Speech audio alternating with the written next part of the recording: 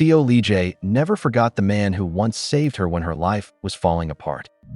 To her, Beom Dogeon was not just a powerful man. He was her first love, her protector, and the one person she could never fully escape from. But years later, when she meets him again, everything has changed. The man who once rejected her feelings is now standing before her as her contract husband. During the day, Dogeon becomes the perfect shield, calm, reliable, and impossible not to trust. But when night falls, his gentle mask begins to crack. And Lee-jae slowly realizes something terrifying. The man who saved her may also be the man who will never let her go. At a bright hotel with the city glittering under a blue sky, Seo Lee-jae sits alone in a cream dress, her brown eyes lowered and her fingers tense around the fabric at her chest. Today, she has to marry a man she is meeting for the first time. The gathering is called an arranged marriage, but to her, it feels more like a place where a bargain is coldly inspected. Her uncle, Professor Seo, is the broker, and the bargain being traded is her future.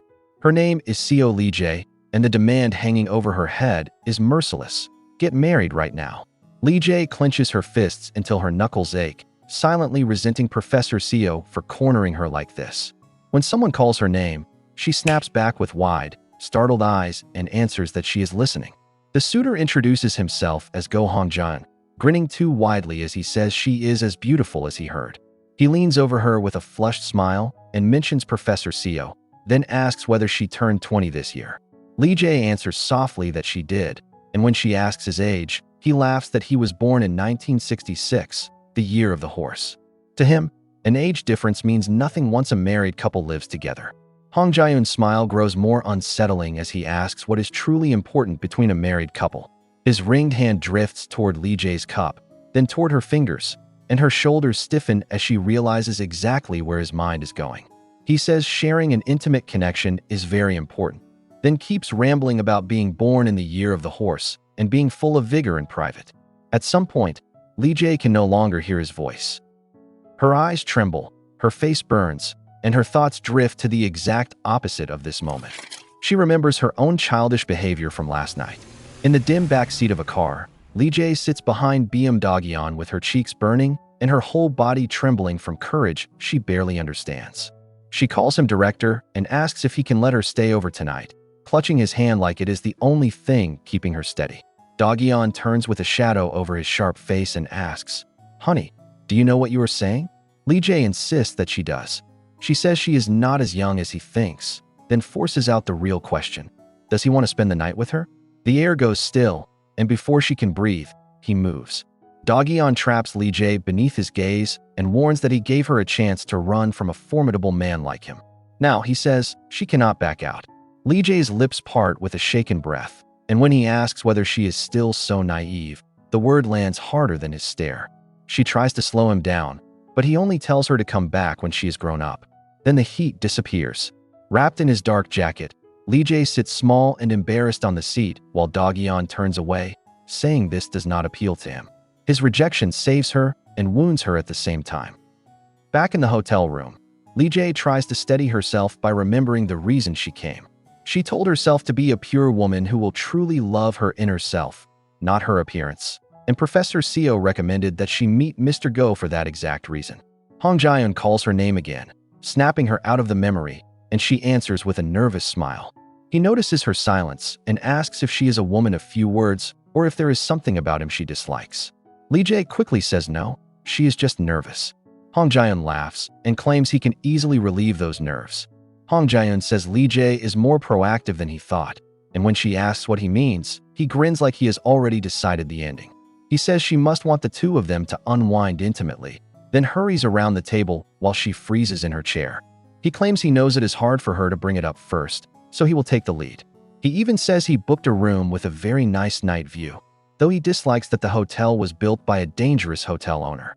When he mentions her broken ankle and offers to personally inspect her injuries himself, Lee-jae's face drains of color.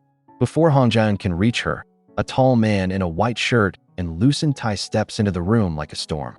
He calls himself a wild horse, then steps in with enough force to send Hong Jae-yoon stumbling down. Hong Jae-yoon clutches his face and demands to know who he is, but Lee-jae already knows. The man is the formidable hotel owner who who built this hotel, Beom Dogeon. Lee-jae stares at him in shock as he asks why she is making that face after all the trouble he went through saving her. Dogeon then looks down at Hong Jae-eun and says it has been a while. Dogeon's voice is calm, but the room bends around him. He tells Hong Jae-eun that since he did not come to greet him, Dogeon came himself.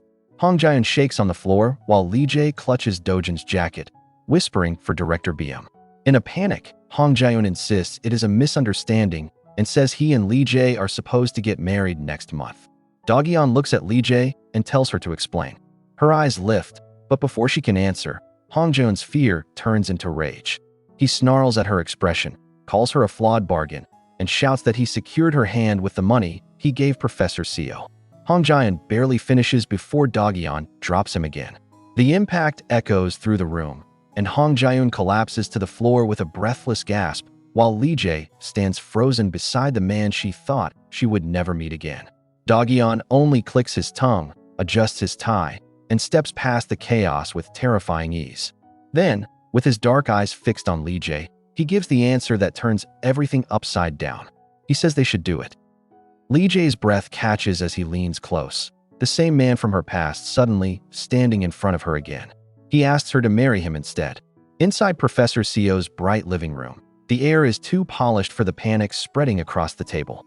Professor Seo clasps his hands and nervously tells Dogeon he heard Lee-jae appeared while she was supposed to be at a meeting with Mr. Go. He tries to laugh it off, saying Mr. Go and Lee-jae make a well-matched pair, but Lee-jae's face tightens with humiliation. Dogeon sits beside her with his sleeves rolled and his eyes cold. His hand closes over hers under the table, and he asks why they suddenly changed the plan when the wedding is already set for next month. The room freezes when Dogeon calmly says he will marry Lee-jae instead. Lee-jae and the Seo family stare at him as if the floor has cracked open. Professor Seo's wife quickly argues that Lee-jae is just 20, then tries to push her own daughter Hai-won forward instead, reminding everyone that the last meeting was originally supposed to be Hai-won's. Her smile turns sweet and false as she claims Hai-won is the better match, but then she points at Lee-jae and exposes the truth. Hai-won forced Lee-jae into attending the meeting in her place. Lee-jae's cheeks burn as she remembers the moment Hai-won passed the burden to her. Hai-won sat comfortably on her bed, asking if Lee-jae was free tomorrow and telling her to go in her place. Lee-jae could barely repeat the words, but Hai-won waved off Mujong Group as if the risk meant nothing, saying a wealthy man with a golden necklace would show up and Lee-jae only had to act normal before coming back. Back in the present, Lee-jae exhales through her nose, thinking Hai-won was the one who did not want to go in the first place. Professor Seo's wife suddenly points at Lee-jae and reveals that she stayed out all night, visited a hotel with a man, and even came home with expensive clothes. Lee-jae stiffens in shame, but Dogeon only leans back and says he bought those clothes. When he adds that Lee-jae was with him at the hotel, her face goes red while Professor Seo explodes, yelling that Dogeon does not know when to stop. Then Professor Seo changes tactics, forcing a polite smile and hinting that since they are becoming family, Dogeon should help him with a promotion. Dogeon listens with his eyes half closed, completely unimpressed. Dogeon reaches out and gently rests his hand on Lee-jae's head, and the room goes quiet. Lee-jae looks up, startled by the unexpected warmth, while Dogeon studies the family with a colder expression. He says he finally understands how Lee-jae has been treated all this time. Then he tells her to go upstairs to her room because the conversation should not be held in front of a little miss. The word makes Lee-jae blink, and the adults stare in shock.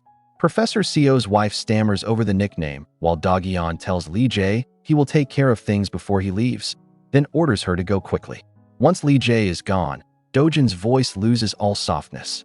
He tells Professor Seo that he already heard they have been harsh with Lee-jae, and Professor Seo tries to excuse it as circumstances.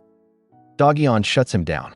He says he does not want to stretch this out, so from now on they should only do what they can handle.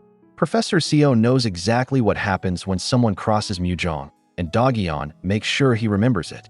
In the shadows, the family's thoughts twist into resentment, blaming Lee-jae for catching the attention of someone they cannot control. Upstairs, Lee-jae changes into the clothes Dogeon paid for and tries to convince herself the discomfort is over.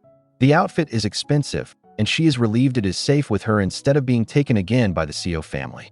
Still, her fingers hover near the door as fear crawls up her spine.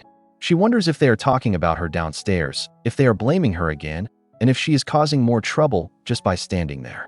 When she opens the door, Dogeon is suddenly on the other side, and both of them freeze for one awkward second. In Dogeon's pristine guest room, Lee-jae asks if the conversation ended well, her hands clenched and her eyes searching his face. Dogeon says yes, but when she asks what they talked about, he turns away and says a young lady should not worry about it. His teasing only makes her blush harder. Then, from the edge of the bed, he asks whether she really plans on marrying him. Lee-jae remembers Mujong looking for a partner for their director, and the words she once forced out of her own mouth, asking him to marry her. Dogeon tells her to come closer, and she obeys with stiff, nervous steps. Dogeon studies Lee-jae from close range and says it is nice that everything is neat. Then his voice turns honest. He does not know if he will be a good husband. He might act indifferent, and the marriage will probably be far from normal, so she should think of it as a contract. Lee-jae's fingers tremble in his hand as he explains that they will stay married for exactly 3 years until she graduates. She finally understands the shape of the offer. This is not a love confession. It is a fake marriage built to give both of them what they need. Lee-jae lowers her eyes, embarrassed by how badly she misunderstood, but Dogeon still calls her Little Miss and holds her hand. He warns that betting 3 important years of her life on a man like him will be different from anything ordinary. Her face goes pale, then bright with nervous resolve. If that is all right with him, she tells him, then he should marry her. Dogeon's gaze sharpens as he watches her accept the contract, and the air between them turns strangely warm. For Lee-jae, the marriage is fake, but the choice to step toward him is completely real. At a quiet restaurant, the memory of Lee-jae's past returns like a spotlight on an empty stage. She sits across from Dogeon with a cup trembling between her fingers, remembering the day she faced him directly instead of running away. Dogeon studies her with a cool smile and says she has grown up well, asking if it has really only been 3 years. Then he asks whether she came knowing he was supposed to be the suitor. Lee-jae's throat tightens, but she answers that she heard Mujong Group is looking for a partner for their director. If he knows she came instead of Hye-won, he might not pay attention to her anymore, so she cuts straight to the point and asks him to marry her. Dogeon leans forward, his expression caught between amusement and disbelief. In his head, he calls Professor Seo a real piece of work and wonders what he is supposed to do with a young lady wrapped in innocence.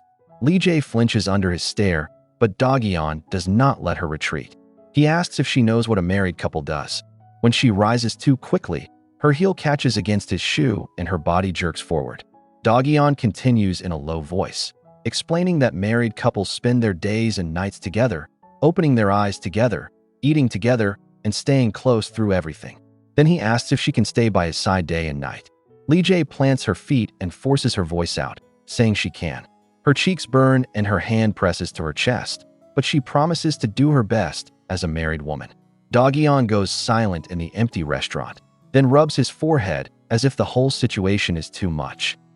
He calls Take, and soon tells him to take the little miss home once she is done with her meal. Lee-jae leaves the restaurant in the evening light, but when she returns to Professor Seo's house, the maid rushes toward her in a panic, saying Hye-won has been searching everywhere. Lee-jae asks if Hye-won is very angry, already bracing herself for the storm. The storm arrives on the staircase. Hye-won rushes down with her hair flying and shouts that Lee-jae did this on purpose. She accuses Lee-jae of taking the Mujong meeting and tricking her so she could meet Dogeon herself. Lee-jae stands at the bottom of the stairs, arms folded tightly around her body, and answers that Hye-won was the one who asked her to go. Hye-won's face twists red with fury. She screams at Lee-jae to stay quiet, then strikes her hard enough to send her stumbling to the side. The shock makes the hallway spin around Lee-jae. Hye-won keeps shouting that her entire family is full of shameless people, then drags Lee-jae's grandmother into it with a cruelty that makes Lee-jae's breath stop. She mocks the old woman for depending on medical support and yells that Lee-jae should open her eyes. Each word lands heavier than the blow. Lee-jae's cheek throbs, her pupils shake, and the world tilts around her. When Hye-won's voice echoes into a final threat, Lee-jae collapses onto the floor beside a framed picture of happier days, her fingers curling weakly against the ground. In her room, Lee-jae lies curled on the bed like a child trying to disappear. Her aching cheek presses into the pillow, and she whispers for her grandmother before admitting how much she misses her. A sudden phone buzz makes her jolt upright. For one impossible second, she wonders if it could be Dogeon, then immediately tells herself that is impossible. The message is from Youngwoo at 4:10 p.m., reminding her that she promised to have lunch with him tomorrow. He says he will wait at the restaurant because there is something he wants to tell her. Lee-jae coughs into the dim room, then sends a quiet reply. The next day, Lee-jae stands outside in a pink sweater with a bandage on her cheek, hands folded over her back. Youngwoo waves with a gentle smile and says it has been a long time, reminding her that they met at her uncle's house last week. Lee-jae asks why it feels longer than that, then wonders why he wanted to see her.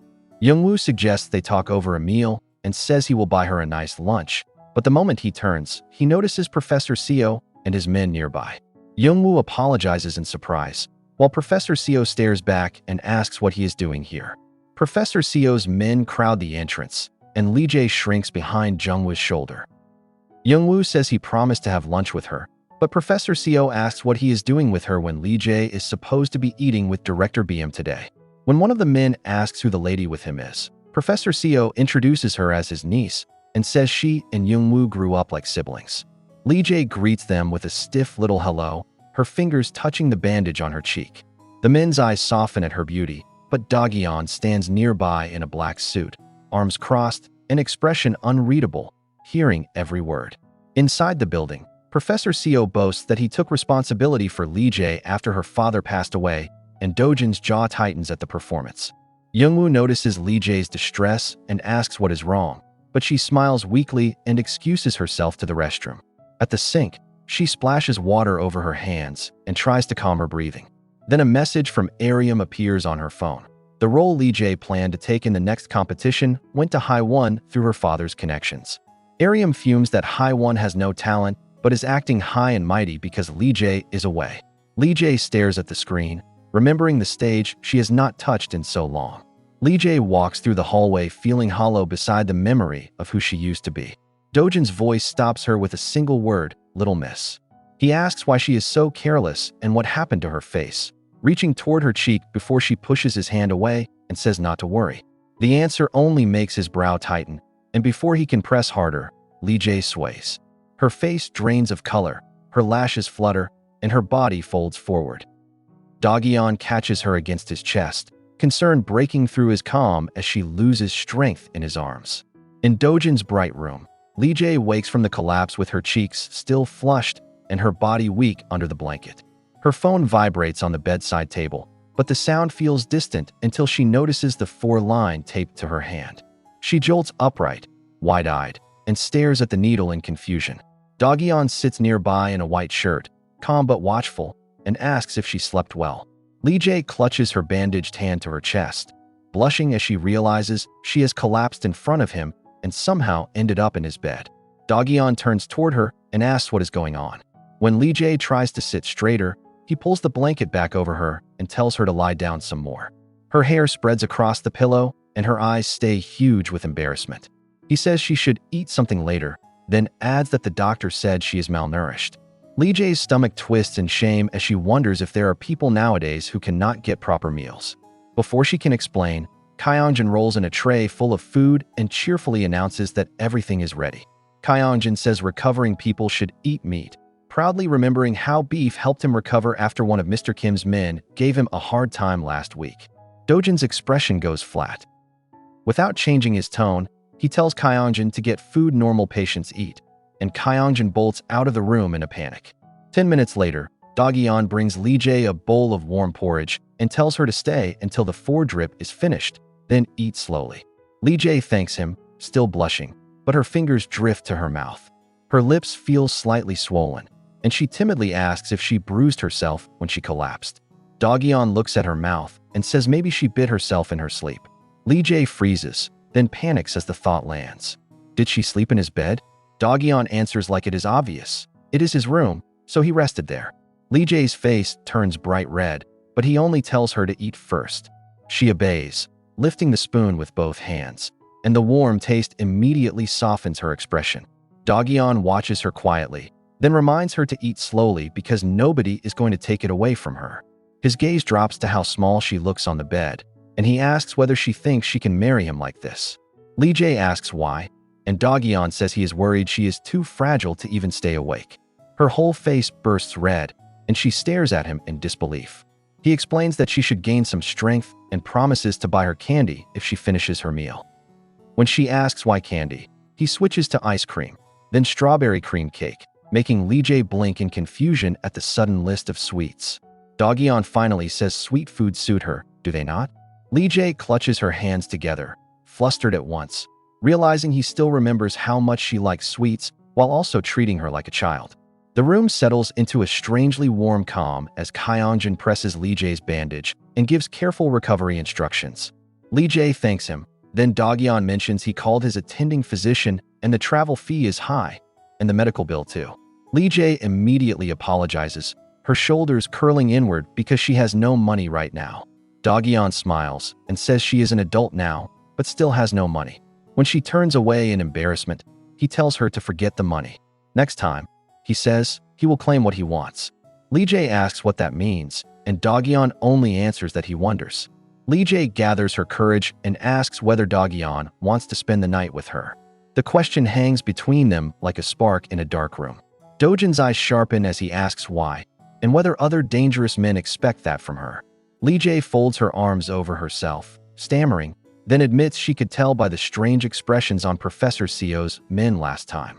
To her, men all look the same when they look at a woman.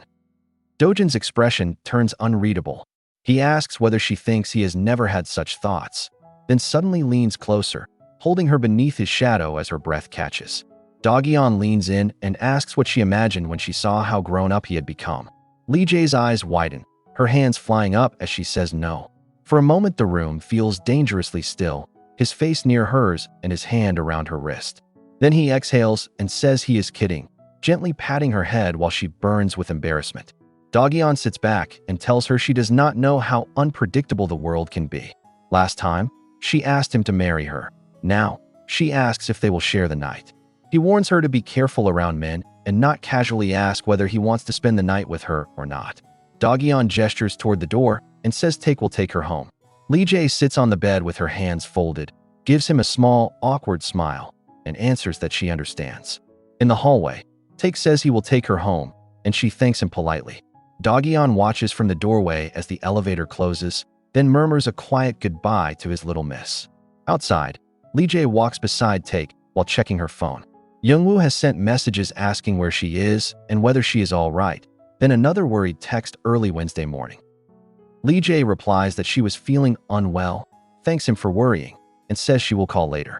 Lee-jae bows to Take beside the car but refuses the ride, saying she needs to stretch her legs. Take reports this to Dogeon, adding that he will have a few men follow her and watch from afar. Dogeon answers calmly, but his eyes stay fixed on the tablet in his hand. In the park, Lee-jae sits alone on a bench, small under the trees, while Dogeon's people gather more information. The report says her family background is tangled, that she stays at Professor Seo's residence, and that from other people's stories, there is frequent severe mistreatment there.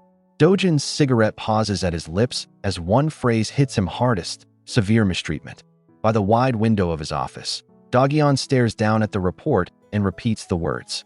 Take confirms that Professor Seo's family openly neglects and pressures Lee-jae, and that she has been kept from proper meals and unfairly punished. Dogeon's eyes narrow behind the smoke from his cigarette. The report also says he seems to have lost contact with her around the time she moved into Professor Seo's house. Back then, Chairman Beom fell into an unconscious state. Mujong's factions tore against one another, and Dogeon had to take over the vacant seat. Around the same time, young Lee-jae stood in the snow and told him she wished he would not come looking for her anymore, because his visits burdened her and interfered with her studies. Dogeon remembers believing that Lee-jae was simply a student more passionate than anyone else about chasing her dreams. But the memory bends into the present, where grown Lee-jae sits across from him and asks him to marry her. That request becomes the result of everything he failed to see. He puts out his cigarette and reviews another screen. A summary of Seo Lee-jae's activities, including ballet, another arranged meeting, and Professor Seo trying to marry her off after she turned 20. Dogeon tells Take to keep close tabs on the little miss. A few days later, in Mujong's dining room, Soan smiles sweetly and asks why he has rejected every match if Professor Seo said the meeting went well. At the family table, Soan leans in with glittering eyes and asks if something is finally going to happen. Taek watches from behind Dogeon, sweating because it seems his boss has not told her the full truth yet. Then Beom Dogeon, the current director of Mujong Group and Chairman Beom's younger brother, laughs from across the room. He says Dogeon is probably the only one who ignores his sister-in-law like that. With a grin, he tells Soan that if she likes marriage so much, she should get married again. Dogeon gives him a sharp side-eye, while Soan presses a hand to her temple in exhausted disbelief. Ryong keeps joking even with Chairman Beom in a deep coma, and Soan snaps that he drives her crazy. Dogeon calls Taek, and Taek answers at once, but Ryong uses the opening to make another tasteless joke about Dogeon's personal matters. The room goes stiff. Taek bows with a blank face while Ryong pushes him for an answer, asking why he is silent. Before anyone can soften the moment, Kyongjin is called in, and the mood turns from awkward to chaotic. Kyongjin enters politely, only for Ryong to ask whether Dogeon is ill-tempered because his personal frustrations keep piling up. Then, with a smirk, he adds that with a presence like that, the tension must have built up a lot. Kyongjin says nothing, face blank with shock. Ryong suddenly smacks his shoulder and asks what the men know, laughing as if the whole thing is a joke. Dogeon stands, completely done with the conversation. He tells Soan he will be busy for a while, says he has blocked her so she should not call, and leaves her fuming at the table. Outside later that night, Lee-jae sits alone with a bottle in her hand, cheeks flushed from drinking and eyes glossy with too many thoughts. She drinks because in dramas everyone drinks so well, but the taste is bitter and her body rejects it almost immediately. Her fingers loosen around the bottle as she coughs, trying to laugh at herself. Then Dogeon appears beside her and calmly takes the bottle from her hand. Lee-jae looks up, startled, and asks if someone like her is allowed to drink. When she realizes it is Dogeon, her voice shakes as she asks why he is here. Dogeon tells Lee-jae she really has no nerve, then asks if she knows what time it is. Under the blue moonlight, Lee-jae says she just does not want to go home today. Tomorrow, she has a date with a man she does not even know and will still be handed over to. So what does the time matter? Dogeon asks if she plans to stay outside until morning. Lee-jae falls silent, her eyes wet and unfocused. He warns that if she looks like this, there will be more than a few people who bother her, and the scene shifts to the ordinary risk of unsteady customers lingering too close. Lee-jae looks down at a wedding invitation lying nearby and asks why Dogeon helped her before. When her father passed away, he appeared suddenly, helped her, and made the people who bothered her disappear. Dogeon does not answer right away, his gaze sliding to the invitation and then to her face. He says he is not sure. Maybe, he adds, it is because she is pretty. Lee-jae's expression goes blank with confusion, and Dogeon quietly thinks Youngwoo should have followed her back then. When she asks if he says that to everyone who is pretty, he answers, of course, as if it costs him nothing. The quiet breaks when Lee-jae stands too quickly, her chair scraping against the ground. She steps close to Dogeon and asks if he can let her stay with him tonight. Dogeon holds another man's wedding invitation in his hand and points out that the timing is terrible for that kind of request. Lee-jae is too flustered to know how to react, so he asks if she likes him. She mutters that it might not be so bad to give him a try, because this is the first time she has received such a harsh evaluation. When he crumples the invitation, she demands he give it back, but Dogeon only says no wasting paper. It is bad for the environment. Dogeon opens the car door and tells Lee-jae to get in, but she stands in front of him with her fists clenched and says he does not need to worry about her. The world is big, she says, and there are enough men. Dogeon asks why she keeps telling him not to worry when all he does is worry about her. Lee-jae turns away, cheeks hot, and finally admits that at the beginning she wanted to experience romance with a man she liked. When Dogeon tells her not to just say she wants to spend the night with him and at least take off his jacket or hold him first, she stiffens. He pulls her close, his hand firm at her waist, and says maybe he wants to hold her because he is a truly dangerous man. In the dim room, Dogeon leans over Lee-jae with the force of all the tension he has been holding back. Lee-jae's eyes fly open as he leans close, and she stammers for him to wait. His lips find hers before she can gather her thoughts, and her breath catches sharply. Dogeon tells her to breathe, his voice low and controlled, but Lee-jae's body is trembling under him. She asked him to hold her, he says, and he claims this is how he typically keeps a woman close. The words sound casual, but the way he watches her makes the room feel dangerously heated. The moment turns from heat into fear, and the line between proving herself and losing her footing starts to blur. Dogeon keeps pushing the moment, and Lee-jae's hands shake as she tries to slow him down. Her eyes shine with tears, and when she finally gasps for him to wait, she admits she was wrong. That single sentence cuts through the room. Dogeon's expression changes, his body going still above her. He pulls back slowly, breathing hard, and stares down at the girl trembling beneath him. Then he steps away. Without looking back, he tells her to come back to him when she is grown up. She is still too naive, he says, and when she covers her face in shame, he adds that this does not appeal to him. Left alone on the bed, Lee-jae curls into herself while the bathroom tap runs in the distance. Dogeon stands at the sink, water splashing over his hands as he tries to calm his own breathing. Sweat beads along his face and neck, and his eyes look darker than before. The memory of their intense moment follows him into the bathroom, but he keeps his hands pressed against the porcelain until the water breaks the heat. By the time he returns, his face is composed again, and the scene cuts forward to their contract conversation as if both of them have agreed not to look directly at what just happened. Back in the bright room, Dogeon explains the contract with careful precision. They will be married for exactly 3 years until Lee-jae graduates. Chairman Beom's health is poor, and for Dogeon to become successor, there is a marriage condition attached to him. Lee-jae, in turn, needs a pretext to escape her family through marriage. From the outside, this arrangement can solve both problems at once. Lee-jae stands by the window with her cheeks still red, understanding that this is not romance on paper, but a clean agreement built around what each of them needs. Lee-jae worries whether people around them will believe it if they suddenly get married. Dogeon reminds her that they have known each other for years, but she immediately points out that she was a high school student back then. He says he can be the villain. Lee-jae's eyes widen as he explains that the damaged reputation will fall on him and the company, not her. Even if the marriage is fake, she does not want to cause that much harm. Dogeon studies her silence, then pulls her closer and says they should do it another way. Dogeon tells Lee-jae he happened to see her at the Mujong Foundation sponsorship meeting. Time passes, and he begins seeing her as an adult. She is so beautiful, he says, that he falls for her then. If they tell people that version, people will believe it. Lee-jae's whole face turns red as he asks if she is feeling warm. She insists she is not, flustered by how smoothly he bends the truth.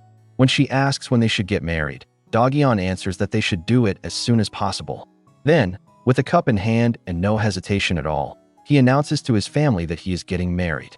The announcement hits the Mujong household like breaking glass. Soan rises in shock, asking what Dogeon is doing all of a sudden and whether he is seeing someone. Dogeon answers that the woman is related to Professor Seo, his niece. Soan's expression twists as she realizes the girl is not even Professor Seo's daughter. She demands to know who Lee-jae is, what her parents do, and how old she could be. Dogeon answers plainly that her father has passed away, that she has cut ties with her mother, and that she is a student. When Soan asks her age, Dogeon says she is 20. Soan nearly collapses at the answer, and the staff rush to support her. She asks if she heard correctly, and Dogeon says she did. Then he adds, with a perfectly calm face, that he begged Lee-jae to date him. Soan asks if he is in his right mind, and Dogeon answers that he is not. He says he should win Lee-jae over before the world hurts her more. Soan recoils, asking if he is some kind of shameless man, and Dogeon replies that it is not far from it. When she refuses the match, Dogeon plants his hand on the table and says the marriage is happening. Dogeon tells his mother not to say another word and walks out while she shouts after him. Soan stands frozen, her eyes sharp with alarm. Then she calls Secretary Kim and says she needs to visit Professor Seo's house, asking him to arrange it when Professor Seo has time. When asked for the reason, she stares ahead with a hardened expression and says she must stop this marriage from happening no matter what. Dogeon's declaration has already moved beyond gossip. Now the women around him are preparing for their own battle. In Professor Seo's house, Haewon faces Lee-jae with red eyes and a voice shaking from jealousy. She accuses Lee-jae of stealing not only her arranged meeting spot, but now even the man she wants to marry. Lee-jae stands in a red top with her arms crossed tightly, then thanks Haewon for making her go to the meeting because she is now going to marry Director Beom. Haewon explodes, shouting that she only told Lee-jae to act like her, not go that far. She lunges forward with both hands, But her mother grabs her and warns her to hold it in because they are meeting his family soon. Haewon cries that Dogeon is the man she was originally supposed to marry, and that Lee-jae took him from her too. Mrs. Ulson wraps her arms around her daughter and calls her a poor child, while Lee-jae watches in silence. Even then, Haewon keeps sobbing that everything gets taken away from her, including men and even lead roles. The servants take her upstairs to calm her down, but Haewon's mind keeps spiraling. She is convinced Lee-jae tricked her on purpose, that Lee-jae knew Dogeon belonged to Mujong and would become her man. The thought leaves her shaking with rage. As Haewon is led away, the narration turns inward and reveals how long her resentment has been growing. Lee-jae appears in a school uniform, polite and quiet, suddenly claiming to be Professor Seo's youngest cousin. From that moment, Haewon feels Lee-jae taking everything she has: her position as top student, her lead role in ballet performances, and every place where she once stood first. On stage, Haewon watches another dancer glow in the spotlight, and envy hardens her face. In her mind, after Lee-jae appears, her life becomes ruined because of that girl. Downstairs, Mrs. Ulson reminds Lee-jae of her promise. If Lee-jae marries, Mrs. Ulson says, she promised to tell her what hospital her grandmother is at. Lee-jae's whole body jerks at the mention of her grandmother, but Mrs. Ulson keeps pressing. She says Lee-jae did that to Mr. Go Hong-jaeun and still has the nerve to ask about her grandmother. Lee-jae argues that she knows Professor Seo received money from Dogeon, so it should not matter who she marries. Mrs. Ulson responds by showing a recent picture of Lee-jae's grandmother in the critical care ward, making Lee-jae's face drain of color. Lee-jae asks if she is supposed to meet her grandmother properly when she is in the critical care ward, but Mrs. Ulson acts as if Lee-jae should be grateful for any information at all. She says they are thinking of sending the grandmother to a hospital in Japan with better technology, then asks whether treatment will happen there. When Lee-jae hesitates, Mrs. Ulson leans in and tells her to keep treating the family well even after marriage. Her grandmother's future depends on it. Lee-jae lowers her head and says okay, then leaves for her part-time job. From the window, Mrs. Ulson watches her go, relieved that the girl is finally out of the house. The mansion suddenly shifts into a panic when the servants announce that the Madam of Mujong Group is coming. Mrs. Ulson snaps into performance mode, telling everyone to hurry and welcome the guests without mistakes. Hira arrives in a white suit with quiet authority, and Mrs. Ulson immediately apologizes for the sudden meeting. Hira says it is no problem and admits they should have contacted Professor Seo's family first. Then she says she wants to hear about the child called Seo Lee-jae because Dogeon told her they take care of Lee-jae there. Mrs. Ulson touches her cheek, faking concern before beginning her version of the story. Mrs. Ulson says they are worried too, then claims Lee-jae went through harsh poverty as a child and had trouble at school. She suggests Lee-jae visited the police station several times and had trouble with peers, then says Lee-jae is heavily influenced by her mother. According to Mrs. Ulson, Lee-jae's father failed in business, her mother abandoned the family for a wealthy man, and Lee-jae takes after that side of the family. She even says Lee-jae was supposed to marry Go Hong-jun next month and demanded a lot of money as a condition for marriage. Hira listens, but her eyes sharpen with every word.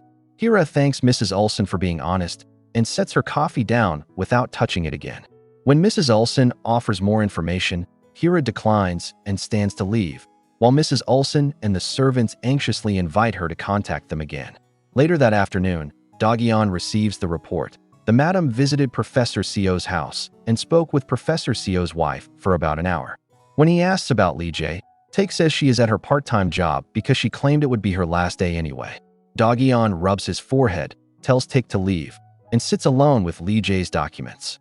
Dogeon reads that Lee-jae works part-time at a cafe and imagines her tying an apron, gathering her hair, and serving customers with a soft, careful face. Then another piece of her past catches him. He thought her family tree was merely messy, but the file says she is the granddaughter of his grandfather's first love. Dogeon asks what that has to do with him, and his father explains the old debt. Dogeon's grandfather was severely harmed during a territory dispute when he was young, but that woman was not just his first love. She saved his life. Before his death, he left a will asking the family to look after the descendants of the woman who saved him. Dogeon asks why his father does not help them himself if the debt matters so much. His father calls it a division of roles. Dogeon takes care of that girl, and he will take care of the eldest son. Guy Ryong, with his usual grin, says he is unwell and should enjoy mini dates with Hira while he has time, but Dogeon sees straight through the joke. He asks if they are trying to make it impossible for him to refuse. He thinks he only needs to throw money at Lee-jae and then return her, or so he once believed. Now, staring at her photo, he realizes one thing with a faint smile. His grandfather's first love must have been incredibly beautiful. In Dogeon's dark office, his phone buzzes against the desk while he sits alone with his thoughts. A message from Hira asks if he really plans to go through with the family meeting, and a tiny bunny sticker follows it, making Dogeon's eyes soften despite himself. Another message comes from Lee-jae, using cute little characters that look just like her. Across town, Lee-jae sits in bed with her phone glowing against her flushed face. When Dogeon finally responds, she asks whether he wants her to come get him. Then she admits it still does not feel real that she is getting married, and asks if he is at home. Lee-jae smiles into the phone as Dogeon answers that he is at the company, but when she asks if he is working so late, no response comes. Her smile fades. She worries that she is bothering him too much, or that he might see her as a child again. After all, she wants to call him, but he is still working. Instead, she sends a quiet farewell with another cute sticker, then lies down in the blue light of her room. Just as she starts to drift off, Dogeon's reply appears. "You too, little miss." The next morning breaks with a desperate phone call from the cafe manager at 1:32. The manager begs for help, saying she has no one, and Lee-jae jolts awake in her room. She hesitates because she promised herself she would stop working after marriage, but the manager promises overtime pay at 1.5 times. Lee-jae's face hardens with practical resolve. Even if she is getting married, she still needs money so she can live independently later and buy her grandmother delicious food. She throws on clothes, grabs her things, and runs. At the cafe, Lee-jae ties on her apron and laughs softly at Dogeon's warning that the manager is only asking for help, not dragging her back to work forever. A co-worker immediately notices her glow and asks if she is seeing someone lately. Lee-jae denies it too quickly, cheeks blazing, and the co-worker grins that she is bad at lying. Before Lee-jae can defend herself, the cafe opens. She pulls the curtain cord with both hands, still wondering if her feelings are that obvious. Outside, a black Rolls-Royce stops in front of the shop before they even open, drawing every eye inside. The staff whisper that someone is parked illegally out front, then stare harder when a woman steps out with a secretary and a luxury bag. They wonder if the building owner changed, because the car is famously known as the chairman's. Lee-jae's heart jumps when she sees the woman heading straight for the cafe. The expensive car, the secretary, the Birkin bag, and the calm authority all point to one answer. Lee-jae realizes this must be Dogeon's mother. When the woman looks at her and asks for Miss Lee-jae, she freezes under the weight of that golden-eyed smile. Hira sits across from Lee-jae in the quiet cafe and says she must be flustered because she came so suddenly. Lee-jae bows her head and answers no, but her hands knot together under the table. Hira says she heard about Lee-jae from director Beom and became curious, then admits she is taken aback because Lee-jae is so young. When she asks whether people Lee-jae's age normally think about marriage yet, Lee-jae struggles for an answer. She cannot tell Hira it is a contract marriage, and she cannot bring up her uncle or grandmother either. Hira studies the hesitation, then asks if Dogeon asked Lee-jae to marry him. Lee-jae jerks upright and blurts that it is not like that. When Hira waits, Lee-jae admits she asked him first. The answer makes Hira pause because Dogeon said he proposed, which means one of them is lying. Instead of pushing harder, Hira decides to take it lightly and asks what Lee-jae likes about director Beom.